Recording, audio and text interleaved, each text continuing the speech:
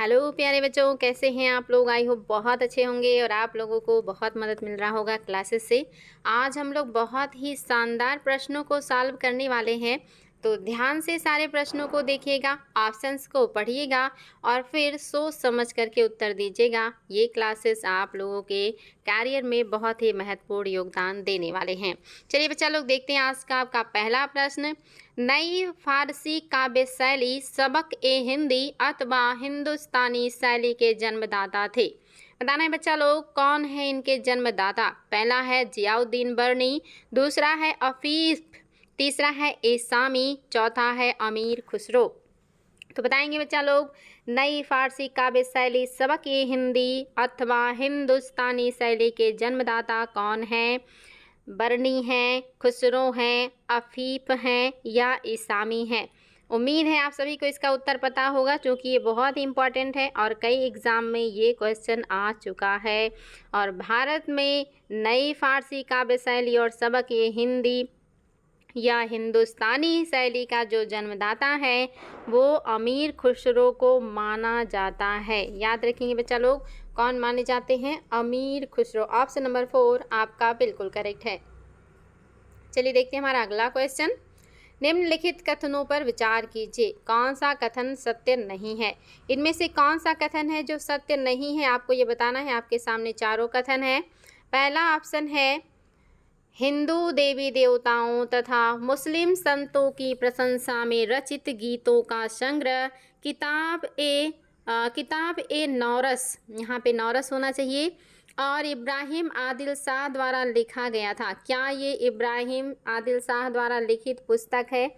आपको बताना है बच्चा, हिंदू देवताओं तथा मुस्लिम संतों की प्रशंसा में रचित किताब ए नौरस किसकी, मतलब जो है, क्या ये आदिल शाह का लिखा हुआ ग्रंथ है, क्या ये बात सही है। दूसरा, भारत में कव्वाली के रूप में जानी जाने वाली संगीत शैली के प्रारंभिक रूप के आरंभकर्ता अमीर खुसरो थे।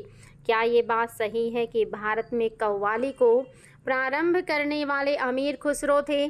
तीसरा है, फारसी का प्रथम कवि जिन्होंने अपनी कविता में भारतीय पर्यावरण को चित्रित किया वो अमीर खुसरो थे। क्या ये बात सही है। और लास्ट है, अमीर खुसरो ने 5 सुल्तानों का शासनकाल देखा था। कौन सा गलत है आप सभी को पता है, क्योंकि बहुत ही इंपॉर्टेंट प्रश्न है और एग्जाम में बार बार आने वाला प्रश्न है। फटाफट उत्तर दीजिएगा बच्चा लोग, कौन सा गलत है। सारे स्टेटमेंट आप लोगों को याद होने चाहिए, बहुत ही ज़्यादा शानदार प्रश्न है, तो सभी को इसका उत्तर पता है। चौथा करेक्ट नहीं है, क्योंकि अमीर खुसरो ने 7 से 8 सुल्तानों का शासनकाल देखा है। पहला बिल्कुल सही है कि किताब ए नौरस ये किसने लिखा है, लिखा है इब्राहिम आदिल शाह सेकंड ने। दूसरा भी सही है, भारत में कव्वाली का जो जनक है वो अमीर खुसरो को माना जाता है। और तीसरा भी सही है कि अपनी रचनाओं में या अपनी कविता में भारतीय पर्यावरण का चित्रण करने वाले भी अमीर खुसरो हैं। अमीर खुसरो बहुत ही इंपॉर्टेंट हैं। चलिए देखते हैं हमारा अगला क्वेश्चन, और ये क्वेश्चन भी देखिए बहुत ही शानदार है। क्वेश्चन है, निम्नलिखित ग्रंथों का कौन सा कूट सही कालक्रम को दर्शाता है। कौन सा है जो सही कालक्रम को बता रहा है, यानी कि उनको क्रम में लगा हुआ है। आपको बताना है कौन सा है जो सही क्रम में लगा है। पहला है फतवा ए जहांदारी, दूसरा है जो है, पहले ऑप्शन में है फतवा ए जहांदारी पृथ्वीराज रासो किताबुल हिंद और तबकात ए नासरी। दूसरे में है पृथ्वीराज रासो फतवा ए जहांदारी किताबुल हिंद और तबकात ए नासरी। और चौथे में है किताबुल हिंद पृथ्वीराज रासो तबकात ए नासरी और फतवा ए जहांदारी। और चौथे में है तबकात ए नासरी किताबुल हिंद फतवा ए जहांदारी और पृथ्वीराज रासो। बताएंगे बच्चा लोग कौन सा है जो कि सही है क्रम। और बहुत ही शानदार प्रश्न है, इससे आप लोगों का कॉन्सेप्ट क्लियर हो जाएगा। तो याद रखेंगे, आपका सबसे पहले जो होगा, आप सभी को पता है, वो होगा किताबुल हिंद, जिसको लिखा है अल-बर्नी ने, जो आया है गजनबी के साथ। दूसरे नंबर पे होगा आपका पृथ्वीराज रासो, जो पृथ्वीराज चौहान के दरबारी हैं, चंद्रबरदाई ने लिखा है। और तीसरे नंबर पे आपका आएगा तबकात ए नासरी, ये ग्रंथ भी बहुत ज़्यादा इम्पॉर्टेंट है, मिन्हाज उस सिराज का है। और सबसे लास्ट में जो आएगा वो आ जाएगा आपका फतवा ए जहांदारी। फतवा ए जहांदारी सबसे लास्ट में आएगा। बच्चा लोग याद रखेंगे, आपका ऑप्शन नंबर 3 बिल्कुल करेक्ट है। ये चीज़ें आप लोगों को बिल्कुल क्लियर होना चाहिए। चलिए देखते हैं हमारा अगला क्वेश्चन, और ये क्वेश्चन भी देखिए बहुत ही शानदार है और ये आईएएस का प्रश्न है। क्वेश्चन है, अपभ्रंश शब्द का प्रयोग मध्यकालीन संस्कृत ग्रंथों में होता था। आपको बताना है ये था क्या। मध्यकालीन संस्कृत ग्रंथों में अपभ्रंश शब्द का जो प्रयोग होता था ये क्या चीज़ है। पहला ऑप्शन है राजपूतों में से जाति से अलग लोगों को इंगित करने के लिए। क्या राजपूतों में से जो अलग जाति के लोग होते थे उनको इंगित करता था अपभ्रंश। दूसरा, वैदिक कर्मकांडों के त्याग को इंगित करने के लिए। और तीसरा है कुछ आधुनिक भारतीय भाषाओं के आरंभिक रूपों को इंगित करने के लिए। और चौथा है संस्कृतोत्तर या संस्कृत छंदों को इंगित करने के लिए। तो बताएंगे बच्चा लोग कौन सा है जो कि आपका सही परिभाषा दे रहा है अपभ्रंश का। बहुत ही शानदार प्रश्न आईएएस का है। उम्मीद है आप सभी को इसका उत्तर पता होगा कि अपभ्रंश क्या होता है। आप सभी को पता है कि जब किसी भाषा से जो है एक तरीके से कहिए कि निकल करके आता है कोई और भाषा, तब इसे अपभ्रंश कहा जाता है। तो ये आपके मध्य युगीन जो संस्कृत ग्रंथों से अपभ्रंश शब्द का उपयोग हुआ है ये क्या है। ये कुछ आधुनिक भारतीय भाषाओं के आरंभिक रूपों को इंगित करता है। ऑप्शन नंबर 3 आपका बिल्कुल करेक्ट है। चलिए बच्चा लोग देखते हैं हमारा अगला क्वेश्चन। निम्नलिखित कथनों में से कौन सा सुमेलित नहीं है। इसमें से कौन सा है जो कि सही सुमेलित नहीं है, आपको ये बताना है। पहला ऑप्शन है जियाउद्दीन बर्नी। क्या इनका तारीख ए फिरोज शाही है। क्या ये चीज़ सुमेलित नहीं है। दूसरा है हसन निज़ामी। क्या इनका ताज उल मासिर है। तीसरा है मिन्हाज उस सिराज। क्या इनका तारीख ए मुबारक शाही है। और आपका चौथा है याहिया बिन अहमद। क्या इनका तारीख या मिन्हाज उस सिराज का तबकाती नासरी और याहिया बिन अहमद का है तारीख ए मुबारक शाही। और पांचवा है कि उपरोक्त में से कोई नहीं, यानी कि ऐसा कोई भी नहीं है जो सुमेलित ना हो। तो बताएंगे बच्चा लोग आपका कौन सा है जो कि सही सुमेलित नहीं है। और उम्मीद है कि आप सभी को इसका उत्तर पता होगा। बहुत ही इंपॉर्टेंट रचनाएं हैं ये, बार बार एग्जाम में पूछी जाती हैं। अगर नहीं पता है तो इनको रट लीजिएगा। यहाँ पे लिखी हुई सारी बातें बिल्कुल करेक्ट हैं। जियाउद्दीन बर्नी का है तबकात फिरोज शाही, हसन निज़ामी का है ताज उल मासिर, मिन्हाज उस सिराज का है तबकात नासरी और याहिया बिन अहमद सरहिंदी का है तारीख ए मुबारक शाही। ये सारी बातें बिल्कुल करेक्ट हैं। उपर्युक्त में से कोई ऐसा नहीं है जो सुमेलित ना हो, यानी कि पांचवा बिल्कुल करेक्ट है। देखिए अगला क्वेश्चन भी बहुत ही इम्पॉर्टेंट है और यहाँ से भी आप लोगों को बहुत सारे पॉइंट जानने को मिलेंगे जो आपके एग्ज़ाम के दृष्टिकोण से बहुत ही ज़्यादा इम्पॉर्टेंट होंगे। कह रहा तारीख ए हिंद कौन सा सुमेलित है। कोई एक ही है जो कि सही सुमेलित है और आपको बताना है कि वो कौन सा है जो सही सुमेलित है। क्या तारीख ए हिंद मिन्हाज उस सिराज का है। दूसरा कह रहा है क्या तारीख ए दिल्ली अमीर खुसरो का है। तीसरा कह रहा है रेहला क्या ये अल बरूनी का है। और चौथा कह रहा है तबकात ए नासरी क्या ये इब्न बतूता का है। अब आपको बताना है बच्चा लोग कि आपका कौन सा है जो कि सही सुमेलित है। ये सारे रचनाएं और रचनाकार बहुत ही ज़्यादा इम्पॉर्टेंट है, बार बार एग्जाम में पूछे जाने वाले क्वेश्चन हैं। एक एक क्वेश्चन से आप लोगों को 4 पॉइंट जानने को मिल रहे हैं जो कि बहुत ही ज़्यादा इम्पॉर्टेंट है। तो बताएंगे बच्चा लोग कौन सा है जो सुमेलित है। तो आप सभी को पता होना चाहिए, अभी हमने थोड़ी देर पहले ही सॉल्व किया है कि तबकात ये नासरी किसका है, मिन्हाज उस सिराज का है। मिन्हाज उस सिराज का है आपका तबकात ए नासरी। रेहला आप सभी को पता है ये किसका है, इब्न बतूता का है। तारीख ये हिंद ये अल बरूनी का है और तारीख ये दिल्ली ये अमीर खुसरो का है। यानी कि ऑप्शन नंबर 2 आपका करेक्ट है, बाकी जो है वो करेक्ट नहीं है। किसका क्या होगा, इसको ज़रूर ध्यान दीजिएगा और याद करके रखिएगा सारी चीज़ें। अगला प्रश्न भी देखिए बहुत ही ज़्यादा शानदार है। आपको बताना है निम्नलिखित किस संगीत वाद्य को हिंदू मुस्लिम गान वाद्यों का सबसे श्रेष्ठ मिश्रण माना जाता है। बताएंगे बच्चा लोग कौन सा वाद्य यंत्र है जो हिंदू मुस्लिम गान वाद्यों का सर्वश्रेष्ठ मिश्रण है, यानी कि दो वाद्यों के मिश्रण से एक नया यंत्र बना है। और वो वाद्य यंत्र कौन सा है? वीणा, ढोलक, सारंगी, सितार। बताएंगे बच्चा लोग, ये एग्ज़ाम में बहुत ही ज़्यादा आने वाला प्रश्न है। उम्मीद है आप सभी को इसका उत्तर पता होगा, और अगर नहीं पता है तो इसको ध्यान दीजिएगा, बहुत ही ज़्यादा इम्पॉर्टेंट है। याद रखेंगे अमीर खुसरो ने ईरानी जो तंबूरे होते हैं और जो भारतीय बीड़ा होता है, याद रखिएगा आपका ऑप्शन नंबर जो 4 है यही सही है। लेकिन ये बीड़ा प्लस ईरानी तंबूरे से मिलकर बना है, ईरानी तंबूरे से मिलकर बना है, जिसको कहा जाता है सितार। तो आपका क्या हो जाएगा बच्चा लोग? बीड़ा और ईरानी तंबूरे से मिलकर बनता है सितार। और ये जो सितार है ये बनाया किसने है? अमीर खुसरो ने। ये भी आया है कि इसके आविष्कारक कौन है? अमीर खुसरो आविष्कारक हैं। और किन दो वाद्य यंत्रों से बना है? तो सबसे प्राचीन वाद्य यंत्र बीड़ा प्लस ईरानी तंबूरे को मिलाने के बाद जो बनकर तैयार हुआ वो यंत्र है सितार। चलिए बच्चा लोग देखते हैं हमारा अगला क्वेश्चन। अगला क्वेश्चन है संगीत यंत्र तबला का प्रचलन किया।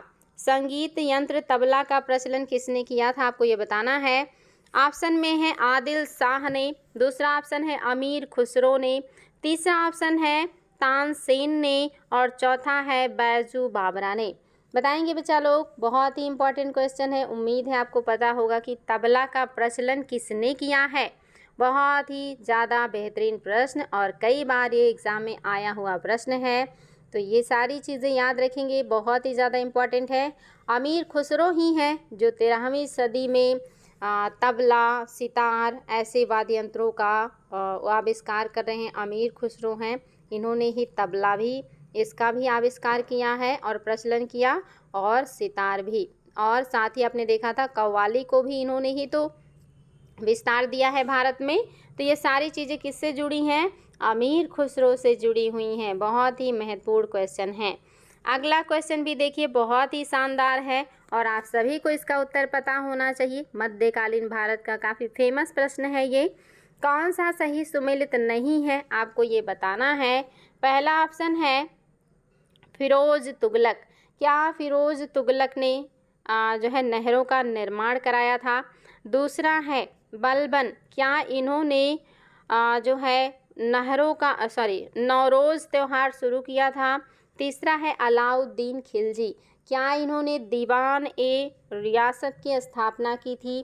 चौथा है जहांगीर। क्या इनके दरबार में मनुची आया था?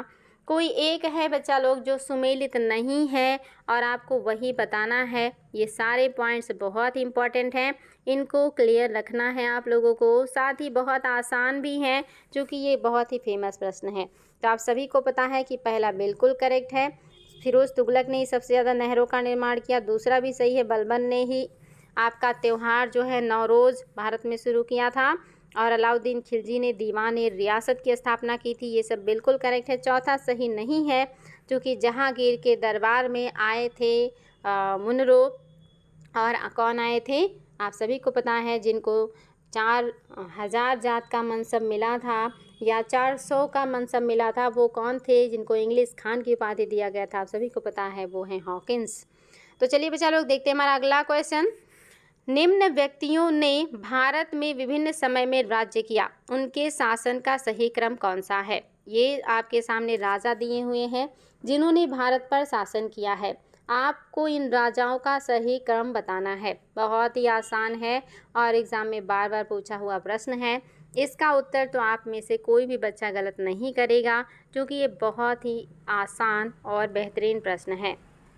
पहले ऑप्शन में है शेरशाह सूरी, अकबर, अलाउद्दीन खिलजी और रजिया। दूसरे में है रजिया, अलाउद्दीन खिलजी, शेरशाह सूरी और अकबर। तीसरे में अलाउद्दीन खिलजी, रजिया, शेरशाह सूरी, अकबर। चौथे में अकबर, शेरशाह सूरी, अलाउद्दीन खिलजी और रजिया। इस प्रश्न में कोई दम नहीं है, हालांकि कई बार एग्जाम में आया है। आप सभी को पता है पहले रजिया आई थी इल्तुतमिश के बाद 1236 में, उसके बाद अलाउद्दीन खिलजी आए हैं 1295, 90 वगैरह में आए हैं। और शेरशाह सूरी का टाइम पीरियड भी आप सभी को पता है कि अकबर के पहले का है, ये हुमायूं के समकालीन है और उसके बाद अकबर आए हैं। ऑप्शन नंबर 2 बिल्कुल करेक्ट है। चलिए बच्चा लोग अगला प्रश्न भी देखिए। आज आप लोगों के सामने बहुत ही ज़्यादा बढ़िया प्रश्न है। बहुत सारे चीज़ें आप लोगों का एक एक क्वेश्चन से ही क्लियर होने वाला है। आज के 25 क्वेश्चन आपके 100 क्वेश्चन से भी ज़्यादा हो जाएंगे। बताएंगे कौन सा है जो सुमेलित है।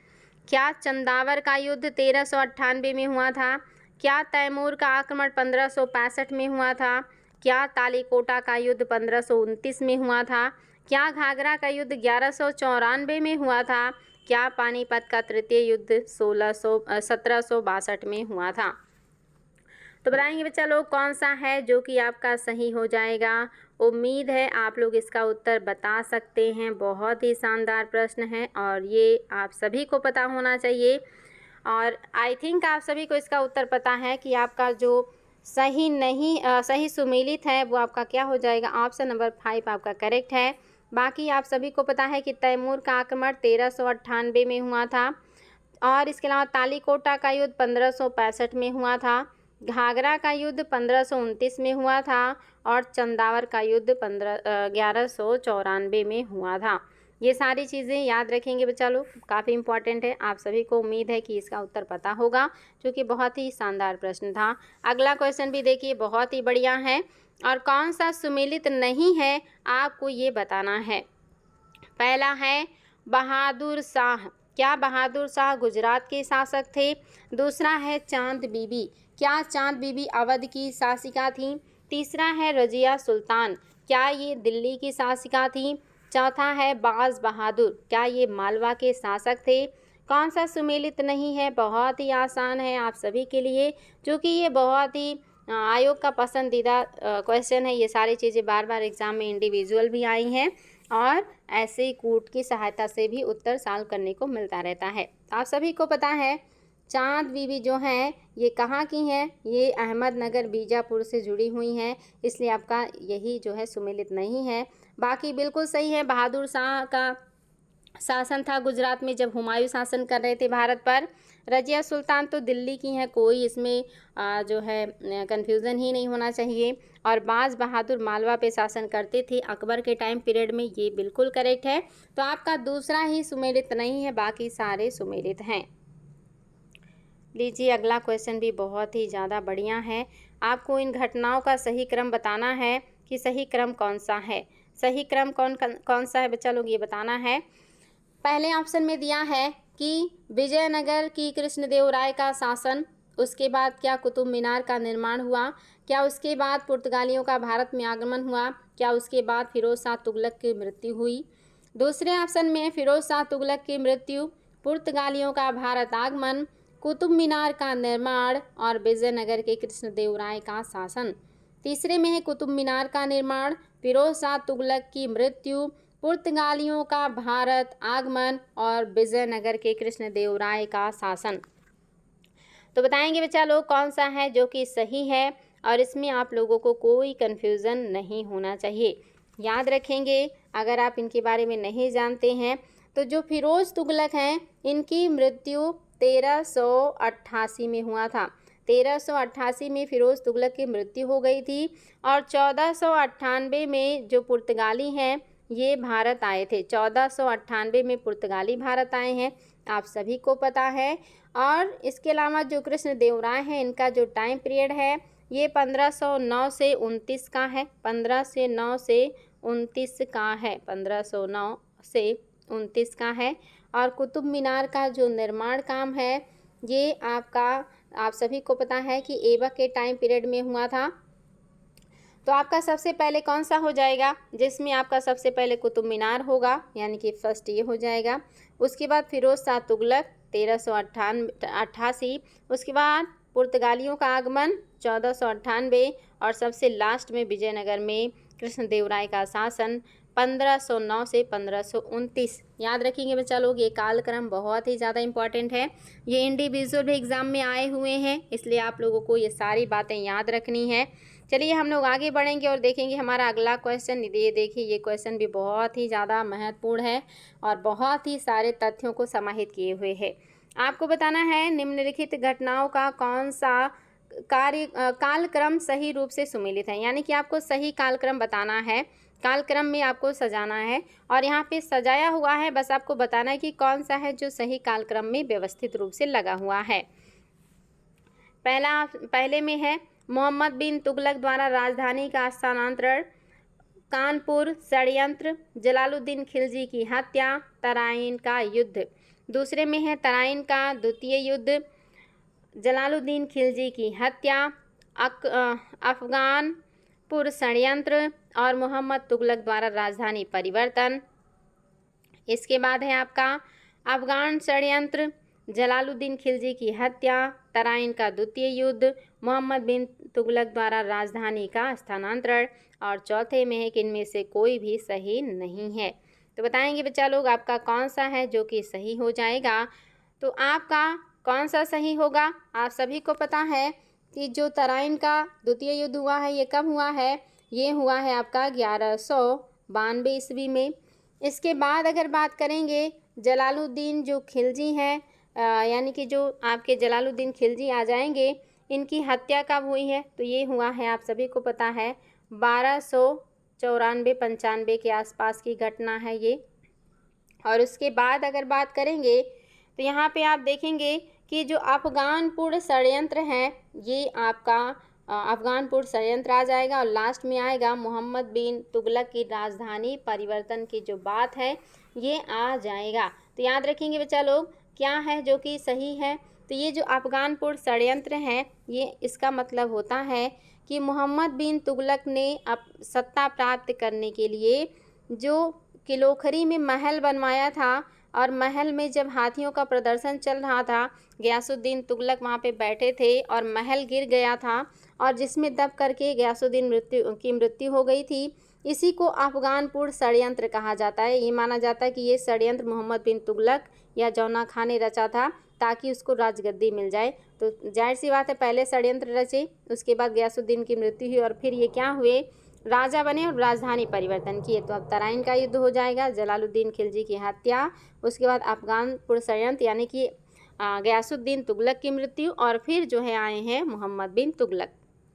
तो ये सारी बातें बिल्कुल आप लोगों को याद होना चाहिए। देखिए अगला क्वेश्चन बहुत ही शानदार है और उम्मीद है इसका उत्तर आप लोग दे सकते हैं। जो भी व्याख्या के दरमियान अब तक क्लास में मैंने समझाया है उसके आधार पे आप लोग इसका उत्तर बहुत आसानी से बता सकते हैं।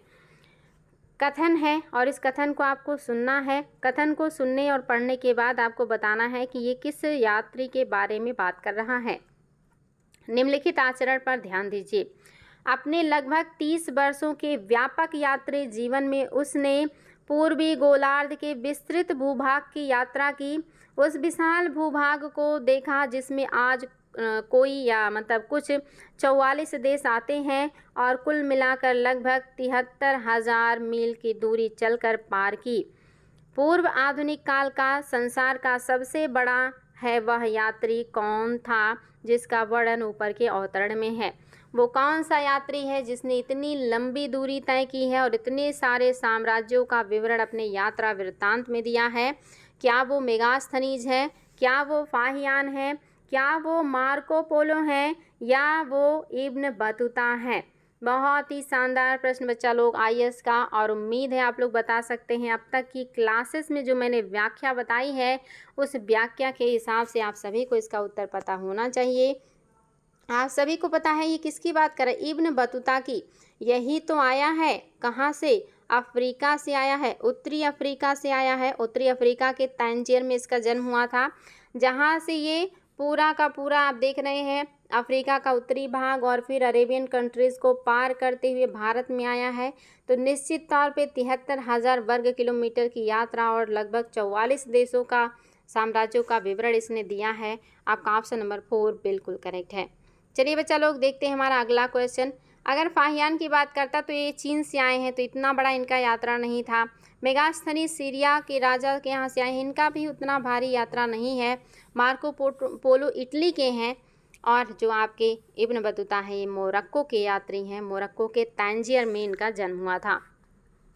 चलिए बच्चा लोग देखते हैं हमारा अगला क्वेश्चन। और देखिए ये क्वेश्चन भी कितना बढ़िया है और यहाँ से भी आप लोगों को बहुत सारी चीज़ें जानने को मिलेंगी। आपको बताना इसमें से कौन सा है जो कि सही सुमेलित है।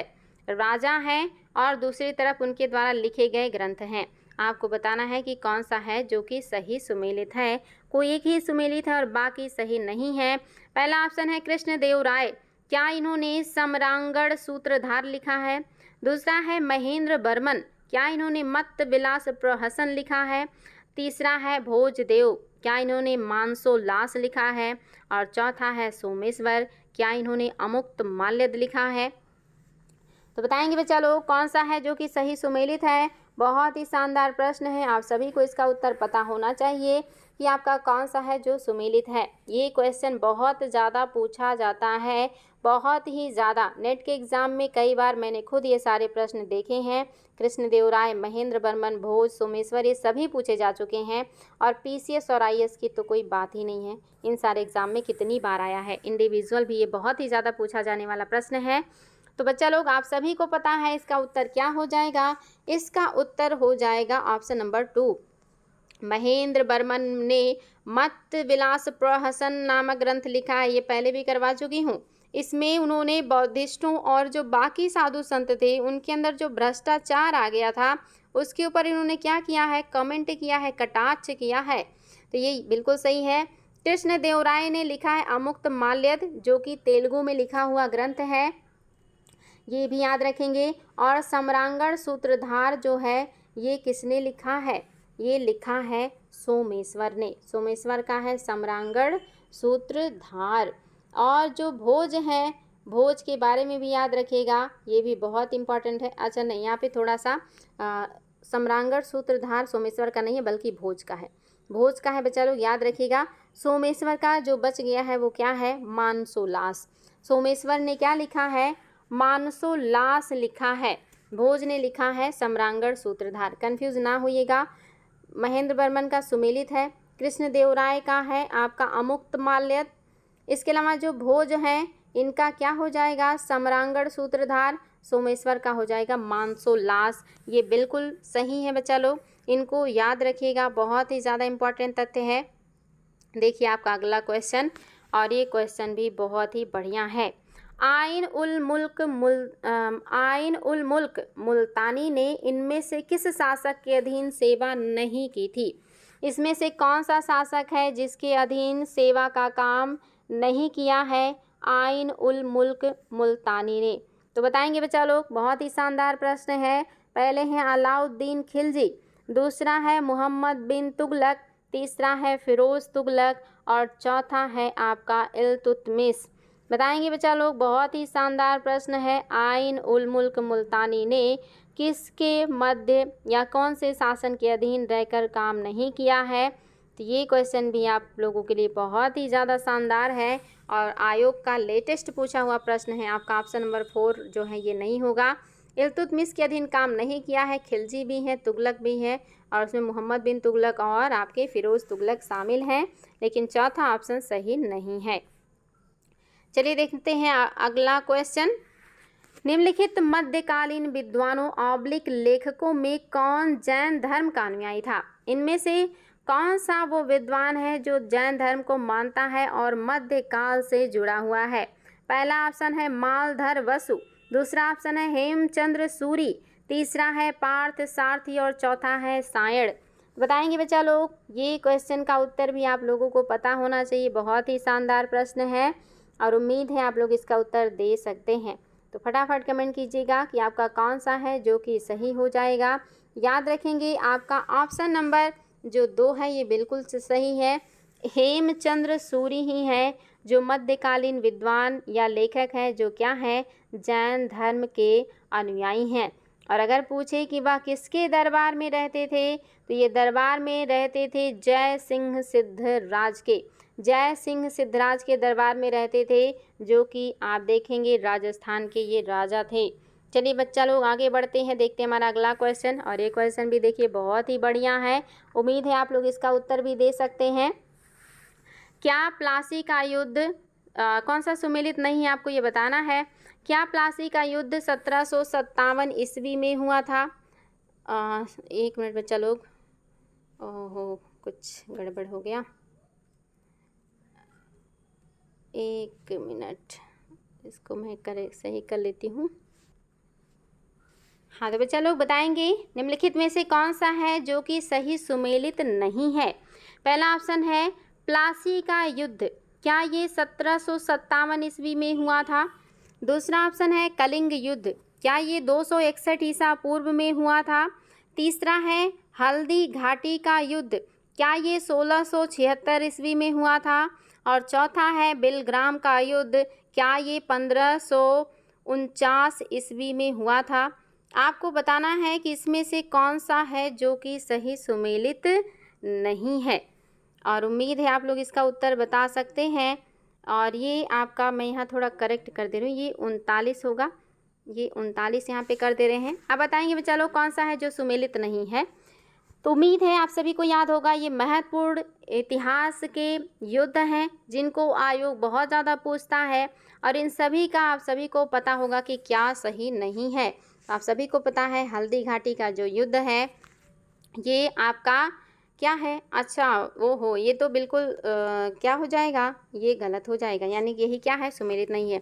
क्योंकि आप सभी को पता है हल्दी घाटी का जो युद्ध है ये अकबर के टाइम पीरियड में हुआ है, तो ये क्या हो जाएगा, 1576 हो जाएगा। ये जो आपके सामने लिखा है 1676 ये सही नहीं है। बाकी सही है प्लासी का युद्ध 1757, और कलिंग युद्ध 261 ईसा पूर्व में हुआ था। आपका हल्दी घाटी का युद्ध 1576 में हुआ था, और जो बिलग्राम का युद्ध हुआ था ये आपका क्या हो जाएगा, 1539 ईस्वी। तो आपका केवल तीसरा सुमेलित नहीं है बच्चा लोग, और आपको कौन सा सुमेलित नहीं यही बताना था। चलिए देखते हैं हमारा अगला क्वेश्चन। देखिए अगला क्वेश्चन आपका बहुत ही बढ़िया है, और आपका क्वेश्चन है निम्नलिखित में से कौन सा है जो सुमेलित नहीं है। पहला है क्या अकबर ने आईने दहसाला की स्थापना की थी? दूसरा है क्या मोहम्मद बिन तुगलक ने नहर निर्माण करवाया था? तीसरा है क्या इल्तुतमिश ने चहलगानी अमीरों को नियुक्त किया था? चौथा है क्या शेरशाह सूरी ने सड़क ए आजम का निर्माण करवाया था? तो बताएंगे बच्चा लोग कौन सा है जो सुमेलित नहीं है, और आप सभी को इसका उत्तर पता है। बहुत ही शानदार प्रश्न है, विभिन्न एग्जामों में पूछा गया है ये, और आप सभी को इसका उत्तर बिल्कुल पता होना चाहिए। आप सभी जानते हैं कि मोहम्मद बिन तुगलक ने नहर निर्माण करवाना शुरू नहीं किया था, बल्कि किसने करवाना शुरू किया था, गयासुद्दीन तुगलक ने शुरू किया था। और गयासुद्दीन के बाद इसको सबसे ज़्यादा बढ़ाने का जो काम किया वो किसने किया है, जिसके टाइम में सबसे ज़्यादा नहरों का निर्माण हुआ था, तो आप सभी को पता है इसका उत्तर हो जाएगा फिरोज शाह तुगलक। चलिए बच्चा लोग देखते हैं हमारा अगला क्वेश्चन। 13वीं और 14वीं शताब्दी में भारतीय कृषक खेती नहीं करते थे। आपको बताना है 13वीं और 14वीं शताब्दी में भारतीय कृषक किस फसल की खेती नहीं करते थे? गेहूँ, जौ, चना, मक्का। और इसका उत्तर भी आप सभी को पता होगा, क्योंकि ये विभिन्न एग्जामों में पूछा जाने वाला प्रश्न है और बहुत ही ज़्यादा इम्पोर्टेंट है। आप सभी को पता है कि गेहूँ, जौ, चना इन सब का उल्लेख सिंधु घाटी सभ्यता से ही मिलता है। अगर नहीं मिलता है तो किसका? मक्का का। मक्का आप सभी को पता है पुर्तगाली भारत लेके आए हैं, और पुर्तगाली आपके 15वीं शताब्दी में भारत आए हैं, तो निश्चित तौर पे ये 14वीं और 13वीं शताब्दी का फसल नहीं हो सकता। अगला क्वेश्चन है बच्चा लोग, मध्यकालीन भारत में महत्तर होगा यहाँ पे बच्चा लोग, यहाँ पे क्या हो जाएगा? महत्तर और पत्तकिल पदनाम किन के लिए प्रयुक्त होता था? महत्तर और पत्तकिल कौन थे मध्यकाल में, ये आपको बताना है। पहला ऑप्शन है सैन्य अधिकारी, दूसरा ऑप्शन है ग्राम मुखिया, तीसरा ऑप्शन है वैदिक कर्मकांड के विशेषज्ञ, चौथा ऑप्शन है शिल्पी श्रेणी के प्रमुख। तो बताएंगे बच्चा लोग कौन सा है जो आपके मध्यकालीन भारत में महत्तर और पत्तकिल के नाम से जाने जाते थे। ये क्वेश्चन भी आप लोगों के लिए बहुत इंपॉर्टेंट है, फटाफट कमेंट कीजिएगा, बहुत ज़्यादा एग्जाम में पूछा जाने वाला क्वेश्चन है। और आप सभी को इसका उत्तर का पता होना चाहिए, इम्पॉर्टेंट है। याद रखेंगे आपका ऑप्शन नंबर जो 2 है, ग्राम के मुखिया। विभिन्न कालों में ग्राम के मुखिया को विभिन्न नामों से पुकारा जाता था, और ये जो महत्तर और पट्टदकल हैं, ये मोस्टली कर्नाटक के क्षेत्रों में इस तरह के शब्दों का संबोधन जो कृषक या कहीं ग्रामीण मुखिया होते थे उनके लिए इस तरह के शब्दों का उपयोग साउथ में किया जाता था। ऑप्शन नंबर 2 बिल्कुल करेक्ट है। चलिए बच्चा लोग देखते हैं हमारा अगला क्वेश्चन। कश्मीर का शासक जो कश्मीर का अकबर के नाम से जाना जाता है वह कौन है? इसका उत्तर तो मेरे सभी बच्चों को पता होगा, इसमें तो कोई भी डाउट नहीं होना चाहिए आप सभी को कि कश्मीर का कौन सा शासक है जो कश्मीर का अकबर कहलाता है। तो फटाफट कमेंट कीजिएगा, सभी का उत्तर सही आना चाहिए। आप सभी को पता है ऑप्शन नंबर 4 बिल्कुल सही है। जैनुल आबिदीन को ही कश्मीर का अकबर और साथ ही कश्मीर का अलाउद्दीन खिलजी भी कहा जाता है, लेकिन अभी तक पूछा जाता है ज़्यादातर अकबर को ही। अगर अलाउद्दीन खिलजी शब्द भी आ जाए तब भी आपका क्या हो जाएगा? जैनुल आबिदीन हो जाएगा। चलिए हमारा अगला क्वेश्चन देखते हैं। निम्नलिखित कथनों पर विचार कीजिए। जैनुल आबिदीन द्वारा पूरी की गई कश्मीर की जामा मस्जिद की प्रभावकारी विशेषताओं में शामिल है। कौन सा है जो प्रभावकारी विशेषता में शामिल है? पहला है बुर्ज, दूसरा है बौद्ध पैगोडाओं से समानता, तीसरा है फारसी शैली, चौथा है कि उपर्युक्त सभी। बताएंगे बच्चा लोग कौन सी बातें हैं जो जैनुल आबिदीन द्वारा बनाए गए जामा मस्जिद के बारे में बताता है, उसकी विशेषता के बारे में बताता है। ये भी क्वेश्चन आपके लिए काफ़ी इम्पोर्टेंट है, आईएएस का प्रश्न है ये, और उम्मीद है आप लोग इसका उत्तर सही बताएंगे। और याद रहे यहाँ पे लिखी हुई सारी बातें बिल्कुल करेक्ट हैं। बुर्ज भी है उसमें, बुद्ध पैगोडाओं से समानता भी रखता है और फारसी शैली में बना है, उपर्युक्त सभी बातें बिल्कुल करेक्ट हैं। चलिए बच्चा लोग आज का आपका आखिरी क्वेश्चन, और ये भी आईएएस का प्रश्न है और आईएएस 2015 का प्रश्न है। ये आपको बताना इसमें से कौन सा है जो सही सुमेलित है। पहला है क्या चंपक मध्य भारत का है, दूसरा कह रहा है दुर्गर क्या ये जम्मू का है, तीसरा कह रहा है कुलोथ क्या ये मालाबार तट का है। तो आपको बताना है बच्चा लोग कि कौन सा है जो कि आपका सही हो जाएगा, यानी कि कौन सा सही सुमेलित है। तो यहाँ पे उम्मीद है कि आपका चौथा है कि उपयुक्त में से कोई भी सुमेलित नहीं है। याद रखेंगे बच्चा लोग, बहुत ही इंपॉर्टेंट है, 2015 प्री आईएएस में पूछा हुआ प्रश्न है। आपका केवल और केवल दूसरा सुमेलित है, क्योंकि जो कह रहा है कि चंपक मध्य भारत का क्षेत्र था, ये आपका मध्यकालीन भारतीय राज्यों में जो ये चंपक है ये कहाँ पे था? इसको चंबा कहा जाता था, इसको चंपक को चंबा कहा जाता था। ये जो चंबक या चंपा है ये भी आपका कश्मीर का ही है। कहाँ का है? कश्मीर का। चंबक या चंपा मध्य भारत का नहीं बल्कि कश्मीर का ही क्षेत्र है। और ये जो कह रहा है कुलोथ, ये कुलूत ये कुलूत जो है ये भी आपका कहाँ का है? याद रखेंगे ये भी आपका जम्मू कश्मीर का है। कहाँ का है? कश्मीर का है। और आपका जो जो कुलूत है ये जम्मू कश्मीर का नहीं है, बल्कि ये कुलूत का मतलब है कुल्लू मनाली। कुल्लू मनाली होगा बच्चा लोग। और कुल्लू मनाली आप सभी लोग जानते हैं कहाँ पे है?